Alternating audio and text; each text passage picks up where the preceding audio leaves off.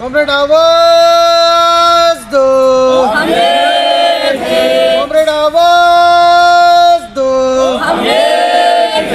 महाराष्ट्र राज्य किसान सभा जिंदाबाद, जिंदाबाद जिंदाबाद महाराष्ट्र राज्य किसान सभा जिंदाबाद, जिंदाबाद जिंदाबाद सर्वांना राशन, सर्वांना पेन्शन मिळालीच पाहिजे, मिळालीच पाहिजे, मिळालीच पाहिजे, सर्वांना राशन, सर्वांना पेन्शन मिळालीच पाहिजे, मिळालीच पाहिजे, मिळालीच पाहिजे, सर्वांना रोजगार मिळालाच पाहिजे, मिळालीच पाहिजे, मिळालीच पाहिजे, सर्वांना शिक्षण मिळालंच पाहिजे। मिळालीच पाहिजे, मिळालीच पाहिजे।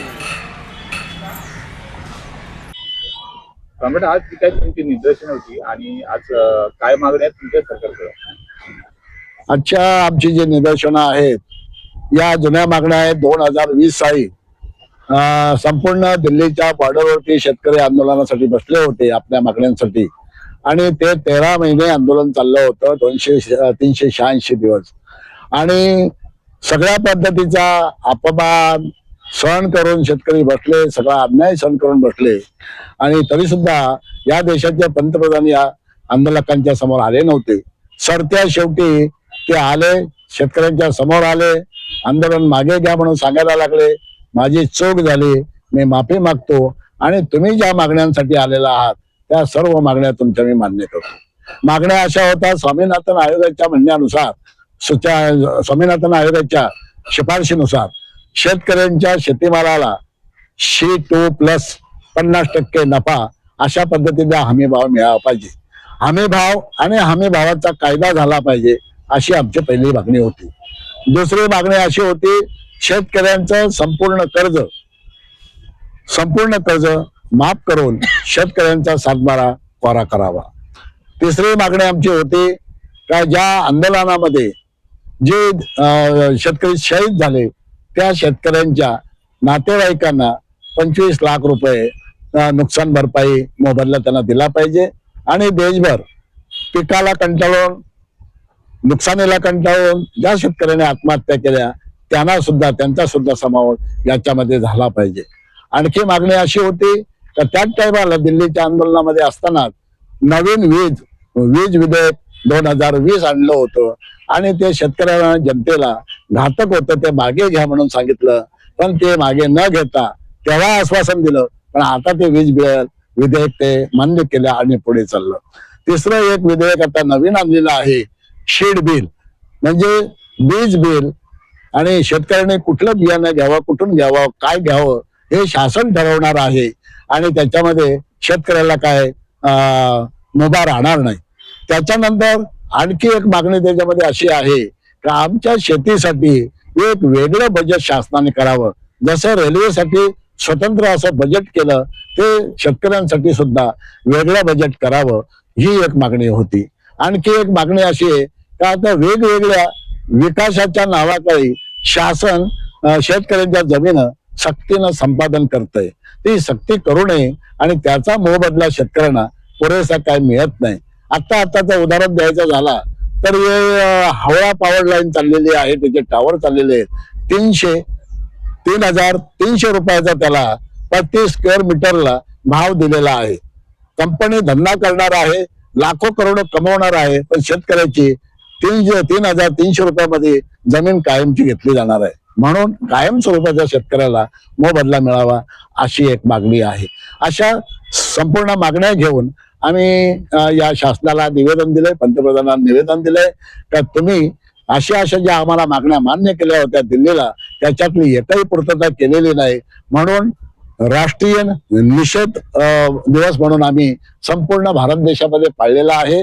19 तारखेला प्रत्येक कलेक्टरला आम्ही निवेदन दिलेलं आहे, ज्यांच्याकडे निवडणुका होते तिथे आम्ही 16 आणि 19ला केलेल्या आहेत आणि वैयक्तिक अडचणीमुळे जर राहिला असेल तर 20 आणि 21 आजचा शेवटचा दिवस आहे।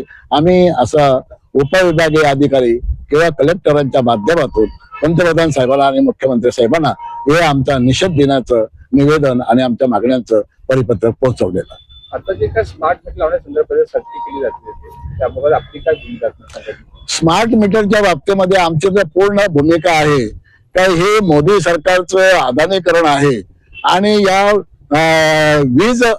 विजेचं संपूर्ण खाजगीकरण करण्याचं हा छुपा डाव आहे आणि ते सक्ती नाही जरी म्हणत असतील तरी सुद्धा वेगवेगळे कारणं मीटर फास्ट चालतो, मीटर नादुरुस्त झालाय, तुम्हाला मीटर बदलला पाहिजे, न सांगता मीटर काढून नेणं, घरात कोणी नसलं तरी मीटर काढून नेतात, तर ही गोष्ट आम्हाला मान्य नाही. आम्ही या वाड्याच्या एक्झिक्युटिव्ह इंजिनियर कडे कमीत कमी 3,500 वैयक्तिक अर्ज दिलेले आहेत का आम्हाला हा प्रिपेड स्मार्ट मीटर नको, आमचा पूर्वीचा स्मार्ट मीटर राहावा. कारण या प्रिपेड स्मार्ट मीटरचीच किंमत आहे 12,000 रुपये. शासन म्हणते आम्ही पैसे भरणार आहोत, तुम्ही पैसे भरणार नाही. 100 रुपये कंपनी देणार आणि 900 रुपये गव्हर्नमेंट देणार.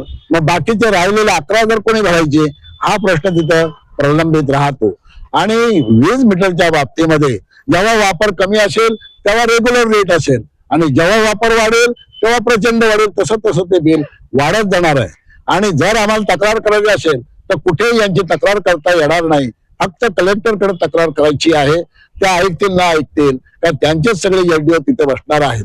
आणि म्हणून हा स्मार्ट मीटर गोरगरिबांचा आणि सर्वसामान्य जनतेला अतिशय मागणा आहे. प्रिपेड मध्ये ज्या दिवशी तुम्ही आमचं कार्ड संपेल, आमचे पैसे संपतील, त्या दिवशी मीटर बंद होईल, लाईट बंद होईल. जोपर्यंत पैसे भरत नाही तोपर्यंत मीटर चालू होणार नाही. अशा पद्धतीचं आहे. 2,000 जर आम्ही प्रिपेडचं कार्ड हे केलं, आम्ही भरलं तर ते जास्तीत जास्त 7 दिवस ते 8 दिवस चालते. म्हणजे 1 महिन्याला या मीटरचं भाडं आम्हाला 8 ते 10,000 रुपये येणार आहे. म्हणून आम्हाला हे संकट नको आहे. पूर्वीचाच आमचा तोही स्मार्ट मीटर आहे आणि MSCBचा स्मार्ट मीटर आहे, महावितरणचा स्मार्ट मीटर आहे, तोच आम्हाला चालू ठेवावा. आणि हा प्रिपेड स्मार्ट मीटर आम्ही अमान्य करतो. आता आम्ही सगळ्या ग्रामपंचायतीमध्ये 26 जानेवारीला आणि मागच्या टायमाला पण आम्ही असे त्यांचे ठराव घेतले आणि ते ठराव आम्ही एसडीओना सादर केले. आता पाहिजे तर विकासाच्या आड जे आता हे टावरलाईन चालू आहे त्या ठिकाणी मोठ्यापणे जंगलतोड चालू आहे, बेसुमार जंगलतोड चालू आहे. एकीकडे आपण पाहिलं तर आपल्या आदिवासी भागात रस्ते तयार केले म्हटलं तर फॉरेस्ट डिपार्टमेंटकडे अडचण करते. पण या ठिकाणी पाहिलं तर मोठ्या प्रमाणात टावर लाईनला बिनधास्तपणे तोड होते. मग तुम्ही संघटनामध्ये तुमचा काय आवाज उठवणार? आम्ही या बाबतीमध्ये ज्या ज्या झाडांना नंबरिंग केलंय त्या झाडांचे फोटो घेतले आणि ते एसडीओना आणि कलेक्टर साहेबांना काल आम्ही दाखवले. म्हटलं साहेब, एवढ्या मोठ्या प्रमाणात एका भिवंडी तालुक्यामध्ये कमीत कमी 2200 झाडं कापली जात आहेत. त्यांना हे नंबरिंग केले, त्याच्या फोटो सकट त्यांना दाखवलं. म्हटलं साहेब, हे थांबवलं पाहिजे. नाशिकमध्ये 1500 झाडं तुटत आहेत, तर तिथे एवढं मोठं आंदोलन चालू आहे आणि इथं कोणी बोलायला तयार नाही. भिवंडीचे एसडीओ मला बोलले का साहेब, ते फॉरेस्टचं आहे ना, तुमचा काय संबंध? एवढं फॉरेस्टचं असलं तरी पर्यावरणाचा प्रश्न आहे ना. पर्यावरणाचा प्रश्न हा समस्त जनतेचा आहे. तर त्याच्यामुळं आम्ही बोलू नये असं तुम्ही काही बोलू नका. जर तुम्ही याच्यावर पर्याय काढला नाही, मी भिवंडीच्या, पडग्याच्या, शहापूरच्या रेंजरकडे जाऊन बसलो होतो, तर त्याने म्हटलं ज्या ठिकाणी जंगल आहे आणि ज्या ठिकाणी वन विभाग आहे त्या ठिकाणी तुम्ही बोलू नये. म्हटलं आम्ही बोलणार, पर्यावरणाचा विषय घेऊन आम्ही बोलणार. पण तेरी बी चोप मेरी बी चोप असं सगळं डिपार्टमेंटचं चाललेलं आहे आणि याच्यावर तीव्र आंदोलन उभारायचा आमचा प्रयत्न आहे. Subscribe for more content.